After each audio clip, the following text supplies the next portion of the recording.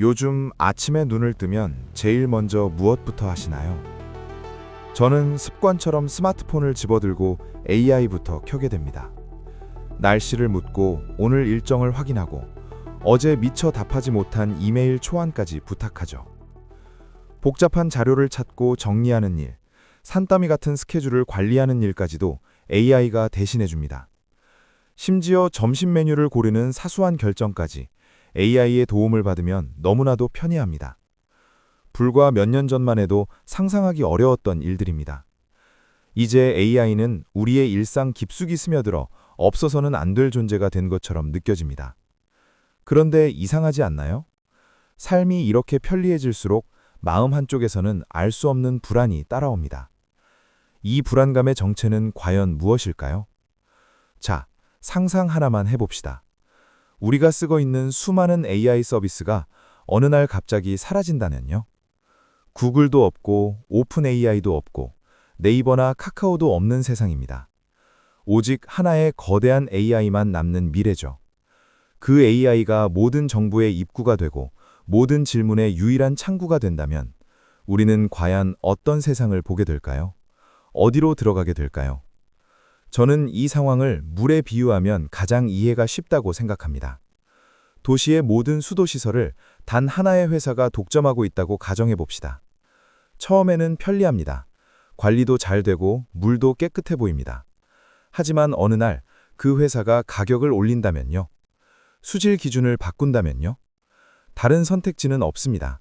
다른 수도 회사가 없기 때문입니다. 우리는 그 결정에 따를 수밖에 없는 존재가 됩니다. AI도 마찬가지입니다. 하나의 AI가 시장을 독점하면 우리의 선택지는 서서히 사라집니다. AI가 보여주는 정보가 곧 우리가 보는 세상이 됩니다. AI가 제시하는 답이 우리가 믿어야 할 진실이 됩니다. 이것이 가장 효율적입니다. 당신에게 최적의 선택입니다. 그 말에 우리는 점점 질문을 멈추게 됩니다. 처음에는 대부분 이렇게 말합니다. 무료입니다. 부담 없이 써보세요. 솔직히 무료라면 저도 일단 써봅니다. 하지만 익숙해진 순간 요금표는 조용히 등장합니다. 더 빠른 답변은 유료, 더 정확한 분석은 유료, 더 깊은 기능은 프리미엄. AI는 어느새 도구가 아니라 인프라가 됩니다. 전기처럼 물처럼 없으면 생활이 멈춥니다. 그러면 가격은 부르는 게 값이 됩니다.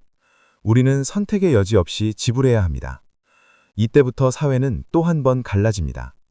AI 서비스는 등급으로 나뉘고 사람도 그에 따라 나뉩니다.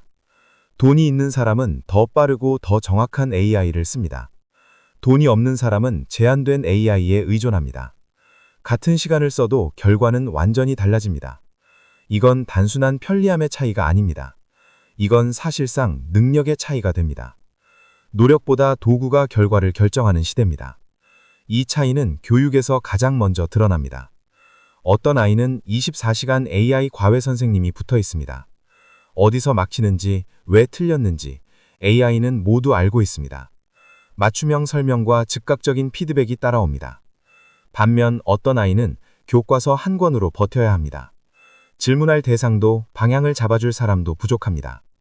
같은 교실, 같은 시간, 하지만 출발선은 다릅니다.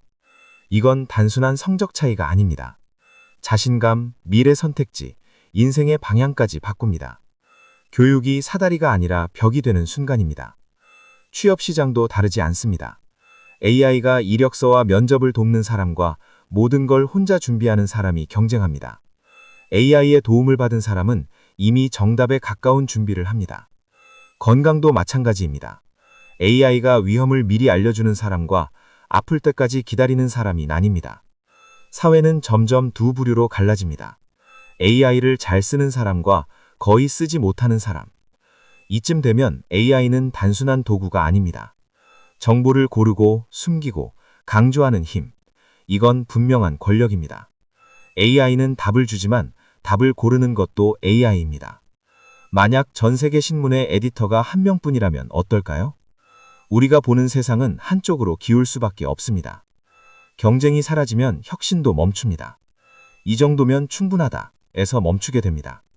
기술은 느려지고 가격은 오릅니다. 더 큰 문제는 실수 하나가 전 세계로 퍼진다는 점입니다. 대안이 없기 때문입니다. 정치 영역에서도 위험이 커집니다. AI는 연설문을 만들고 가짜 영상도 만들어냅니다. 진짜와 가짜의 경계는 점점 흐려집니다. AI는 과거의 석유보다 더 강력한 자원이 되었습니다. AI를 가진 국가는 앞서가고 그렇지 못한 국가는 뒤처집니다. 기술은 중립적이지 않습니다. 힘이 한 곳에 모이면 균형은 무너집니다. 그렇다면 우리는 어떻게 해야 할까요? 이 흐름을 그저 받아들여야 할까요? AI를 없앨 수는 없습니다. 이미 너무 멀리 왔습니다. 하지만 AI를 나눌 수는 있습니다. 여러 AI가 공존하고 서로 경쟁하며 다양한 시각을 보여주는 구조. AI는 우리의 삶을 돕는 도구여야 하지 우리의 생각을 지배하는 권력이 되어서는 안 됩니다. AI는 우리의 도구일까요? 아니면 새로운 제국일까요? 그 선택은 지금 우리의 몫입니다.